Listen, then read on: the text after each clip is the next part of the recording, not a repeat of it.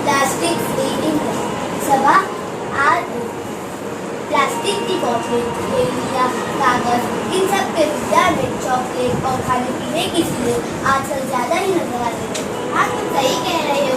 रास्तों की दोनों जानिब बाग के साथ साथ घर, मैदान सब जगह प्लास्टिक का कचरा दिखाई देता है।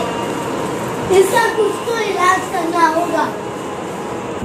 शहजाद, तुम भी बताओ अभी क्या किया जा सकता है? मुझे लगता है माहौल में सबसे ज्यादा आलोचना इस प्लास्टिक की वजह से ही फैली हुई है।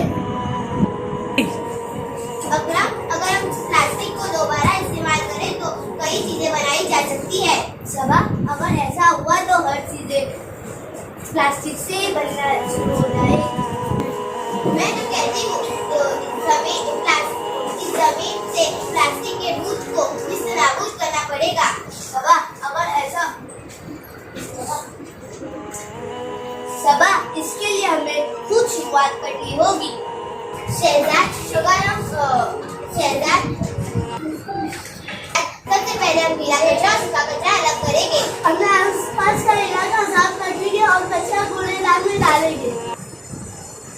प्लास्टिक की थैलियों के बजाय हम कपड़ों की थैलियाँ इस्तेमाल करना शुरू करेंगे। पानी के लिए हम स्टील की बोतल और खाने के लिए स्टील का टिफिन इस्तेमाल करेंगे। और हाँ दोस्तों, प्लास्टिक के पाउच में बंद खाने की चीजें भी हम स्कूल में लाना बंद कर देंगे, तो तभी हमारी मुहिम कामयाब होगी।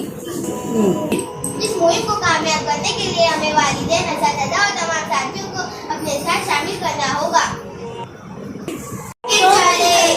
अपने स्कूल और अपने घर को प्लास्टिक से आजादी दिलाए, प्लास्टिक हटाए, माहौल बचाए। शुक्रिया।